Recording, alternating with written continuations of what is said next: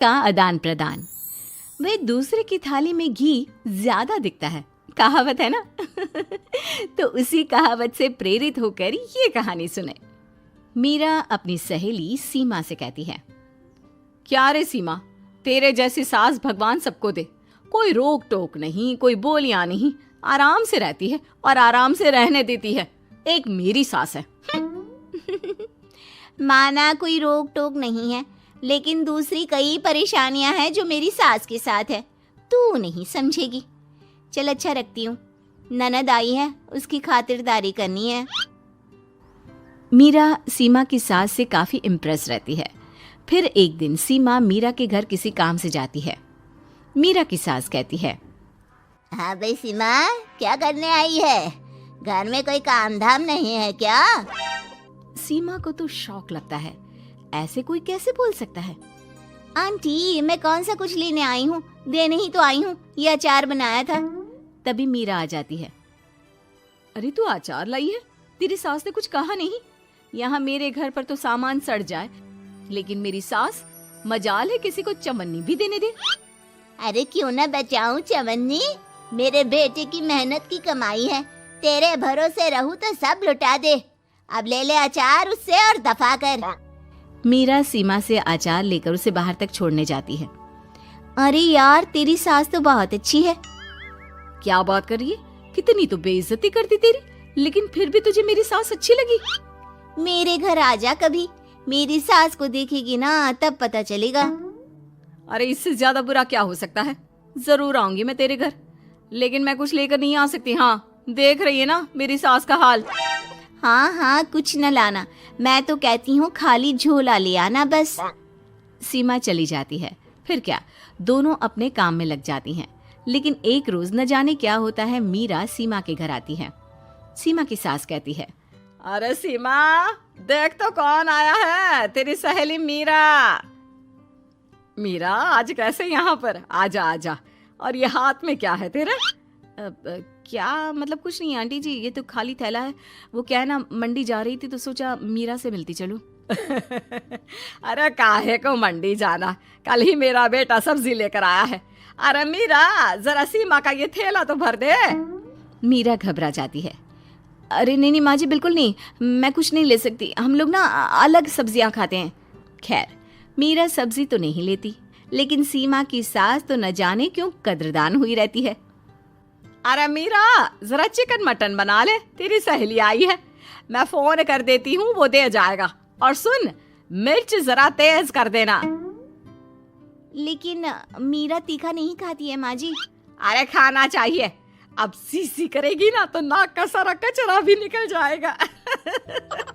हाय रे, कितनी अच्छी है तुम्हारी सास। हाँ, तभी आसपास के सारे यहाँ खड़े हो जाते हैं सुबह से ही।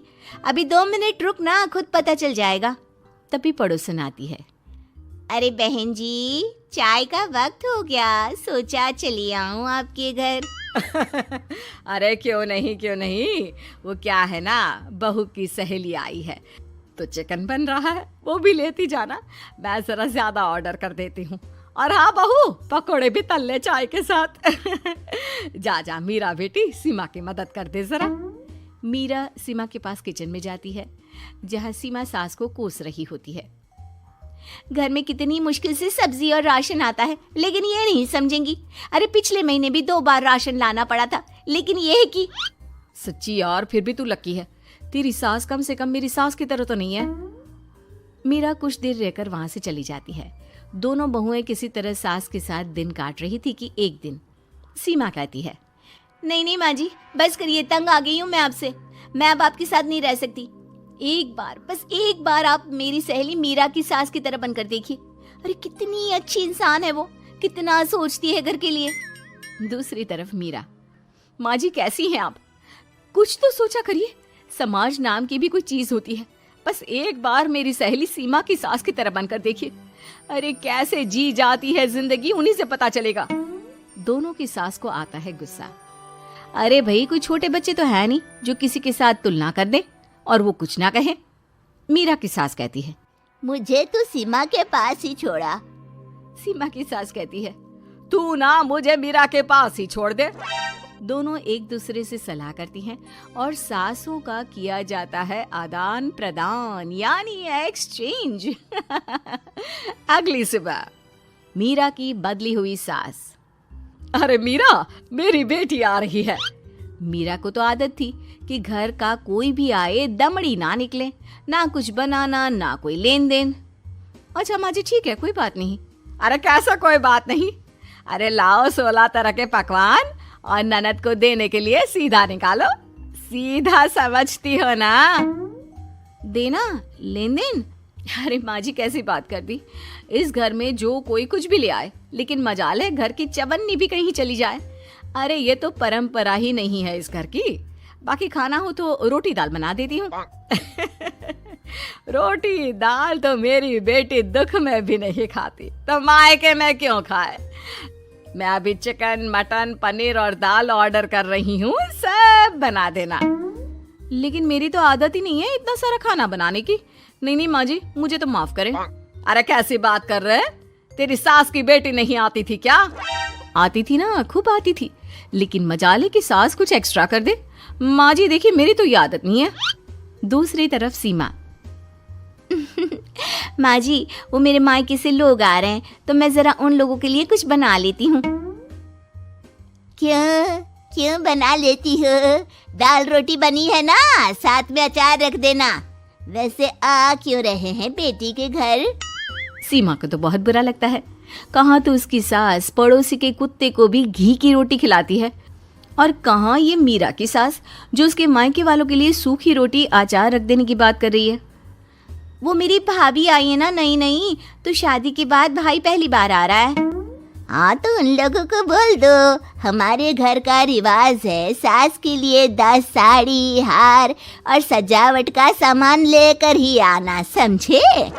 सास तो बोली जा रही थी, लेकिन सीमा को कुछ समझ में नहीं आ रहा था कि वो क्या करे। सीमा का पति। अरे सीमा क्या हो गया? तुम्हें तो माँ से बिल्कुल ऑपोजिट चाहिए थी ना। कहाँ माँ हर किसी के आओ भगत में तुम्हें लगा कर रखती थी, लोगों से खूब मिलती, घर का सामान बांटा करती थी। अरे याद है ना, तुम्हारे घर वाले आते थे 1 पैकेट लेकर और जाते थे पूरे 10 थैले के साथ। अब आएंगे 10 पैकेट लेकर और जाएंगे खाली हाथ। सही है। नहीं नहीं, मुझे नहीं चाहिए ऐसी सास, ये सब तो मुझे पता ही नहीं था। सीमा घबराकर मीरा की सास को लेकर उसके घर जाती है, जहां मीरा। सीमा ले जा अपनी सास भाई। हाँ हाँ, मैं भी तेरी सास वापस ही देने आई हूँ। चलो मम्मी जी, मेरे लिए तो आप ही सही हो।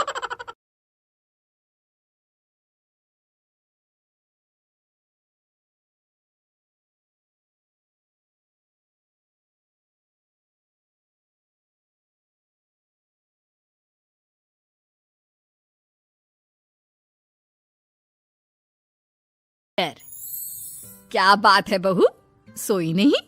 नींद नहीं आई क्या रात में? हाँ नाना माँ जी, मैं सोई थी, बस नहाकर मैंने पूजा कर दी। आपके लिए नाश्ता बना दूं? सास जो बस 2 मिनट पहले सोकर उठी थी। अरे नहीं नहीं, अभी इतनी जल्दी खाना? मैं जरा वॉशरूम जा रही हूँ। सास वॉशरूम से बाहर आती है कि बहू हाथ में चाय लेकर खड़ी होती है। माँ जी चाय। हाँ जरा मुंह तो पोंछ लूं। माँ जी ये लीजिए, मैं पोंछ देती हूँ। बहू जल्दी से अपने पल्लू से सास का मुंह पोंछ देती है। अरे बहू देख, इतना करने की कोई जरूरत नहीं है, मुझे आदत नहीं है इन सब चीजों की। तभी वहां बेटा आ जाता है। अरे रागिनी, क्या चल रहा है सास बहू के बीच? माँ डरा कर रखना अभी से, नहीं तो हाथ से निकल जाएगी।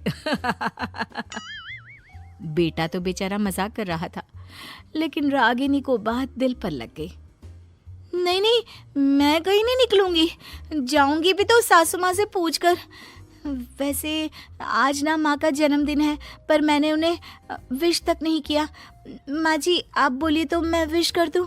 नहीं तो कोई बात नहीं, मैं नहीं करती विश भी माँ को। अरे नहीं नहीं रागिनी, माँ है तेरी, कर दे विश।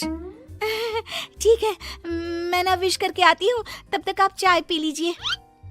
सास चाय पीते पीते बेटे से कहती है, ये बहुएं ऐसे तो नहीं होती है। मैंने तो हमेशा सासों को बहुओं के नाम पर रोते ही देखा है, लेकिन मेरी बहू ये तो बहुत ही अच्छी है भाई। माँ ज्यादा खुश ना हो, हाथी के दांत खाने के कुछ और दिखाने के कुछ और होते हैं, समझी? हो सकता है आज चिपक चिपक कर तुझे खुश करे, कल को मौका मिलते ही समझदार को इशारा ही काफी है। हाँ बेटा सही बोल रहा है तू, मैं ना इसको टाइट ही रखूंगी, कोई भरोसा नहीं होता ये बहू नाम के प्राणी का। बहू माँ को विश करके खुशी खुशी आती है, सोचती है कि सास के पास बैठूं। वो जैसे ही पास रखी चेयर पर बैठने जाती है कि सास जोर से चिल्लाती है, नीचे नीचे। क्या माँ जी? जमीन में बैठो, हमारे यहाँ सास की बराबरी में नहीं बैठा जाता, जमीन पर बिछा लो कुछ भी। बहू क्या करती, कभी सास को उस पर प्यार भी आता तो वो बेटी की बात को याद कर लेती, और उधर बहू को थोड़ा भी करने का मन करता तो पति की बात याद आती। काश मेरी शादी ही ना हुई होती। अरे कैसी बात कर रही हो, शादी नहीं होती तो मैं कहाँ से मिलता और तुम कहाँ से मिलती मुझे? वैसे ये ख्याल आया क्यों? क्या जिंदगी है, ऐसे नौकरों जैसी जी नहीं जा रही है मुझसे। सोच रही हूँ कुछ दिनों के लिए मायके ही चली जाती हूँ। हाँ जाओ, लेकिन माँ से पूछ कर जाना, ठीक है? ना ना, मैं उनसे नहीं पूछूंगी, मना कर दिया तो। वैसे भी मैं अब कुछ दिन आराम करना चाहती हूँ। तभी सास वहां से निकल रही थी, जो अपने बेटे और बहू की बात सुन लेती है। देख रागिनी, माँ को तो तू जानती ही है, कैसी जल्लाद सी है। अरे नई नवेली बहू के साथ ऐसे करते हैं क्या जो वो तेरे साथ करती है? मैंने तो कितनी बार समझाने की कोशिश की कि मेरी बीवी को बख्श दो, लेकिन नहीं। माँ को हैरानी होती है कि आखिर ये उसी की औलाद है जो ऐसी राजनीति सास बहू के बीच खेल रहा है। सास वहां से चली जाती है। रागिनी नहीं मानती तो रागिनी का पति सीधा माँ के पास जाता है और उसे सारी बात बता देता है।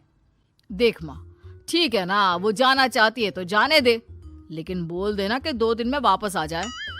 अरे बेटा 2 दिन क्यों, जब से शादी हुई है घर में लगी रही है, बच्ची ही तो है, जाने दो जब तक मन है। अरे कैसी बात कर रही है माँ, घर की बहू को ज्यादा छूट दोगी तो हाथ से निकल जाएगी। हाँ, सास मन में सोचती है, वाह बेटा मुझसे ही चालाकी, तेरी माँ हूं मैं, अब देख कैसे मजा चखाती हूँ। नहीं नहीं बेटा, इस बार मैं तेरी कोई बात नहीं सुनूंगी। वैसे भी तेरे बोलने पर अब तक बहू के साथ बहुत कुछ गलत कर दिया है मैंने। बहू भी सास और पति की बात सुन रही होती है। मेरे कहने पर? वाह माँ वाह, मैंने तो तेरे भले के लिए कहा था, और माँ वो नहीं रहेगी तो घर का काम तुझे करना पड़ेगा। सास है तू, भूल गई क्या? मुझे ये नहीं पता कि मैं सास हूँ या नहीं, पर तेरी माँ जरूर हूँ। याद है मुझे बहू मेरा कितना ख्याल रखा करती थी, लेकिन तेरे भड़काने पर मैंने मासूम बच्ची के साथ क्या क्या किया। और रहा सवाल काम का, तो कौन सा तेरे बचपन से वो पाल रही है तुझे? मैं ही तो खाना बनाती थी ना। तू ना घर की ज्यादा चिंता मत कर बेटा। बहू सास के पास आती है और मायके जाने के लिए पूछती है।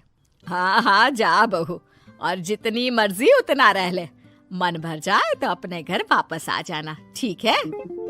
पास खड़े पति को न जाने क्या सोचता है। हाँ हाँ माँ आ जाएगी, तू तो ऐसे बोल रही है जैसे वो कभी आएगी ही नहीं। वैसे तेरे तो अब मजे है। क्यों क्यों, ऐसा क्या बहू मेरा चैन छीन रही थी? वैसे तुझे हो क्या गया है बेटा, तेरी बात तो मेरी समझ में ही नहीं आ रही। अरे जाना है तो तू भी चला जा बहू के साथ। नहीं नहीं, मैं अकेले ही जाऊंगी, मुझे नहीं चाहिए ये, बिल्कुल नहीं, मैं जा रही हूँ। देखा माँ कैसे बोल रही है ये।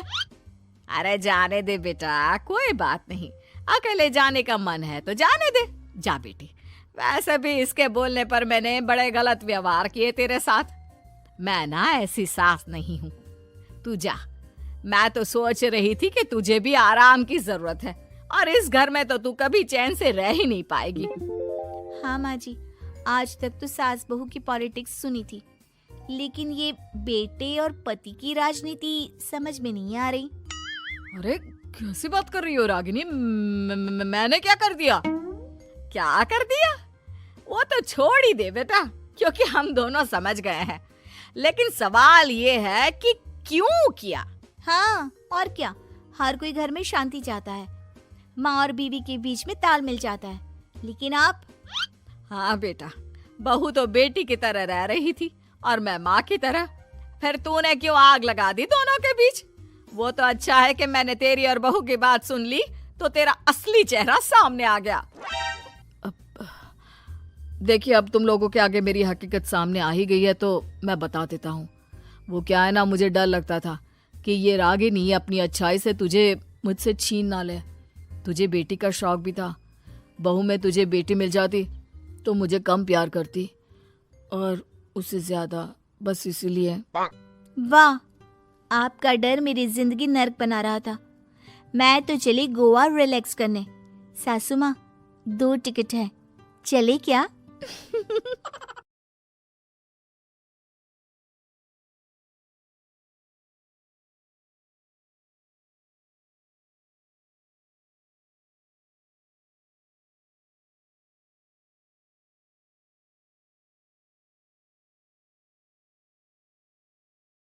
सास का दहेज। स्नेहा के बेटे की शादी शिल्पी से होती है। शिल्पी दहेज में हर सामान लेकर आती है जो पहले से ही स्नेहा के घर होता है। ये सामान स्नेहा के पापा ने उसे दिया था। अरे शिल्पी, मेरा टीवी क्यों हटाया? क्यों हटाया मतलब? अरे बड़ा और अपडेटेड टीवी है ये। स्नेहा को गुस्सा आता है और वो शिल्पी के बड़े टीवी के बगल में अपने पुराने जमाने का टीवी भी रख देती है। बड़ी आई अपडेटेड वाला। अरे बहुत सारी तेरी जैसी बहुओं को जानती हूँ मैं, जो घर से लाए सामान का रौब दिखाती है। ये ना समझ के हम भिखारी हैं। देख ले, हमारे पास भी टीवी है। ओहो, जो करना है वो करो।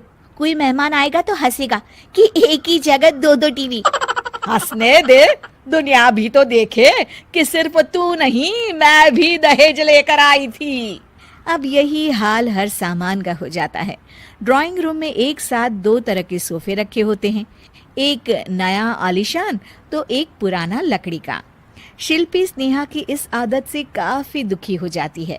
एक टीवी पर रामायण चलती है तो बगल की टीवी में फिल्मी गाने, किसी को किसी की आवाज भी सुनाई ना पड़े वैसे।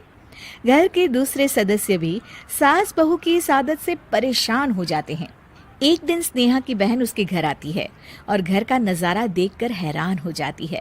कहीं पुरानी फ्रिज के बगल में, कहीं नई फ्रिज, तो कूलर के ठीक ऊपर एसी। अरे स्नेहा, ये तूने घर की क्या हालत बना रखी है?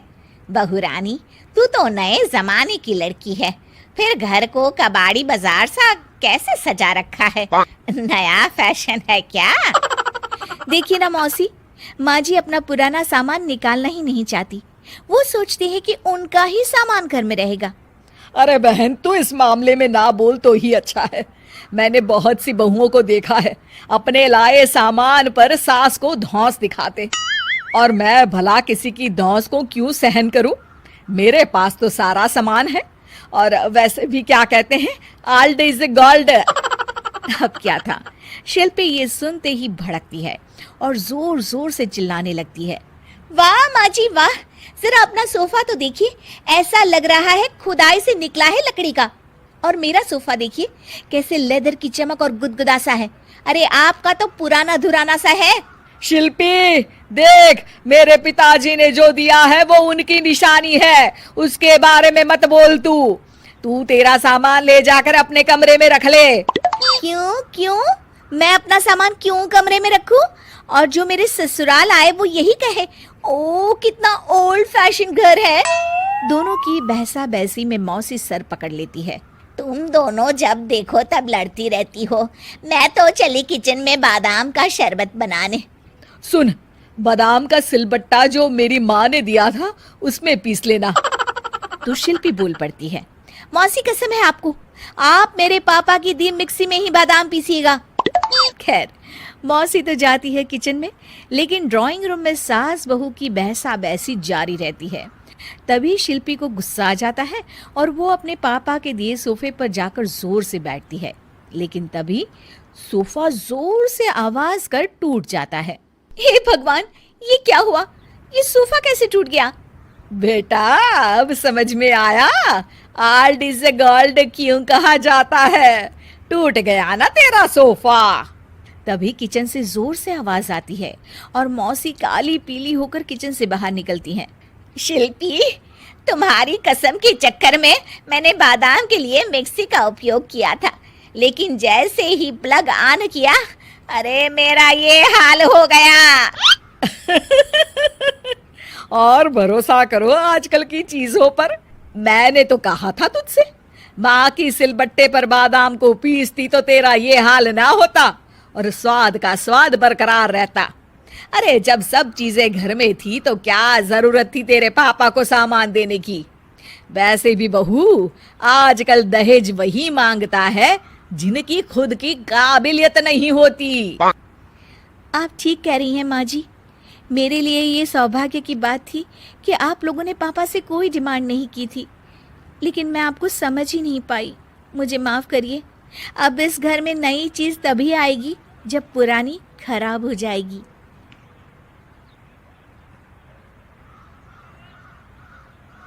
सास का पान बनारस वाला।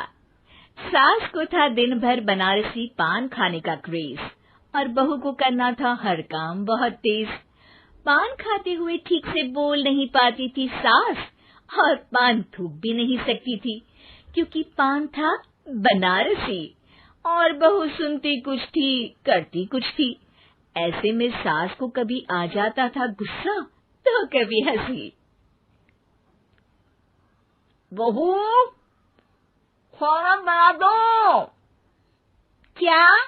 गाना बना दो? जी, अभी बना कर लाई। अरे खाना, एक काम कर, दूध सपा ले। कौन सा? धूम मचा ले?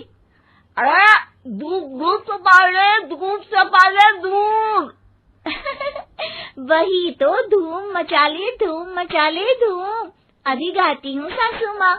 धूम मचा ले, धूम मचा ले, धूम धूम। सास परेशान होकर अपना सर पकड़ लेती है और बहू की हरकत देखकर वो बहू से कुछ नहीं कहती है। एक दिन घर में आते हैं एक मेहमान। सास उस वक्त भी चबा रही होती है अपना पान। और बताइए, कैसे हैं? क्या कह रही हैं आप? अरे पूछ रही हैं, पैसे हैं? अरे नहीं, कैसे हैं आप? पैसे हैं साहब। अरे कैसे हैं आप बोल रही हूँ, कैसे हैं आप कह दीजिए। अरे पैसे हैं साहब बोल रही हूँ, पैसे हैं साहब दे दीजिए। अरे पैसे क्यों मांग रही हैं? हमने कोई उधार लिया है क्या आपसे? नहीं तो, वही तो बोल रही है। वही तो, आपने पैसे लिए ही होंगे उनसे। अरे यार, पान थूक दीजिए ना, फिर बोल लीजिए। थूकूंगी, रुको छोड़ो। क्या? ठीक से बोलिए ना। थूक लूंगी, रुको छोड़ो। कह रही हैं, ठोक दूंगी, रुको थोड़ा। अरे हम मेहमान हैं आपके यहाँ, नाश्ता पानी की बात करने की जगह मारपीट की बात कर रही हैं आप। अरे नाश्ता तो कर लो। है क्या बोल रही हैं? रास्ता पकड़ लो। गजब बेइज्जती है यार, दोनों सास बहू मिलकर डरा धमका रही हैं। अरे रुको सही, आंसू करके आई, पान निकालूंगी, रुको। क्या क्या कहना चाहती हो? अरे रुको भी, आंसू करके आई, पान निकालूंगी, रुको। बस इतना कहकर सास चली जाती है थूकने पान, लेकिन बहू से सास की बात का मतलब पूछ लेते हैं मेहमान। अब ये क्या बोल कर गई हैं? सुना नहीं? बोल रही थी, रुको अभी चाकू धार के लाई, जान निकाल लूंगी, रुको। बस बहू की बात सुन के भाग जाते हैं गेस्ट और सास का पान थूकना भी चला जाता है वेस्ट। अरे मेहमान किधर गए? भाग गए। आपने कहा था ना चाकू जान निकाल लेंगी। अरे बोला था आथू, चाकू नहीं, और पान निकालूंगी, जान नहीं। अरे तू मेरी गजल का रीमिक्स बनाएगी तो लोग कुछ का कुछ तो समझेंगे ही। अरे क्यों बोलती है बीच में? आपकी बात किसी को समझ में नहीं आती इसलिए। अरे तो पान रहता है ना जुबान पे। अरे खाई के पान बनारस वाला, लग जाता है आपकी जुबान पर ताला। माँ जी 1000 बार समझाया है, पान खाते वक्त चुप रहा करिए, बात का बतंगड़ बन जाता है। अरे पान पहले मेहमान बाद में। अरे इतना रसीला पान कैसे थूक दूं, वो भी मेहमान के लिए। किसी दिन ना ये पान के चक्कर में बड़ी मुसीबत में फंस जाओगी आप। लेकिन सास ने नहीं मानी बहू की बात और पकड़े रखा बनारसी पान का साथ। घर में घटती रहती एक जैसी घटना, सास बोलती दिल्ली पर बहू सुनती पटना। एक बार मोहल्ले में बन रही थी पक्की सड़क, जिसके उद्घाटन में आने वाले थे विधायक। सास और बहू भी वहां पहुंची, सोचा नजारा होगा देखने लायक। भीड़ में सास थी सबसे बुजुर्ग, संचालक ने बुला लिया उसको स्टेज पर आशीर्वाद के लिए, और विधायक जी थे मुख्य अतिथि, तो उनका भाषण रखा बाद के लिए। माँ जी, मोहल्ले में सबसे बुजुर्ग हैं आप, स्टेज पर आइए और नई सड़क के निर्माण के लिए आशीर्वाद रूपी 2 शब्द कहिए। जुबान पे रख के बनारसी पान सास मंच की तरफ बढ़ गई, और पान खाती सास की बात को कोई नहीं समझेगा, ये सोच के बहू भी मंच पर चढ़ गई। नमस्कार मोहल्ले वालों। नमस्कार मोहल्ले वालों। मोहल्ले मोहल्ले वालों। मोहल्ले वालों, ठीक है समझी। मैं बहुत खुश हूँ कि जो रोड बन रही है। मैं बेवकूफ हूँ जो रोड बन रही है। बेवकूफ नहीं, बहुत खुश, बहुत खुश। ओह, बेवकूफ नहीं, बहुत बेवकूफ। आम आदमी का विकास होगा। आम आदमी का विनाश होगा। विनाश नहीं, विकास, विकास। विनाश नहीं, विकास होगा। सॉरी सासू माँ। विधायक जी बहुत ही बढ़िया आदमी है। विधायक जी नॉटी नॉटी बढ़िया आदमी है। अरे सासू माँ, ये क्या बोल रही हो? पहले तो सास बहू की बात सबको हंसाती है, पर बात तब बिगड़ती है जब विधायक जी पर आती है। ये क्या बोल रही हैं दोनों मेरे बारे में? विधायक जी कभी मोहल्ले की सुंदर कांड करवाते हैं। विधायक जी कभी मोहल्ले के अंदर कांड करवाते हैं। अरे नहीं बहू, ठीक से सुन। सॉरी माँ जी। विधायक जी बहुत विकास करते हैं। विधायक जी बहुत बकवास करते हैं। अरे यार बहू, मेरा मतलब विधायक जी सबके अच्छे के बारे में सोचते हैं। विधायक जी सबके कच्चे के बारे में सोचते हैं। माँ जी ये क्या बोल रही हैं आप? अरे ये क्या घनघोर बेइज्जती है मेरी, कोई रोको इनको। नेताजी का गुस्सा देखकर सास हो जाती है परेशान, बहू को डांटने के लिए स्टेज पर ही थूक देती है पान। पान के पिचकारी की धार में होता है उछाल, सामने बैठे नेता का कुर्ता हो जाता है छींटों से लाल। विधायक जी मुझे माफ करो, अब मैं पान नहीं खाऊंगी।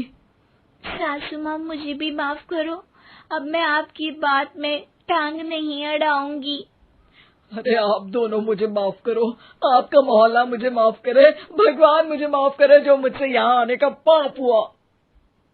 भीड़ जोर जोर से ठहाके मारती है, सास अपनी बहू पे गुस्सा उतारती है, नेताजी हो जाते हैं उड़नछू, माँ जी हमेशा के लिए कर देती है पान को अथू।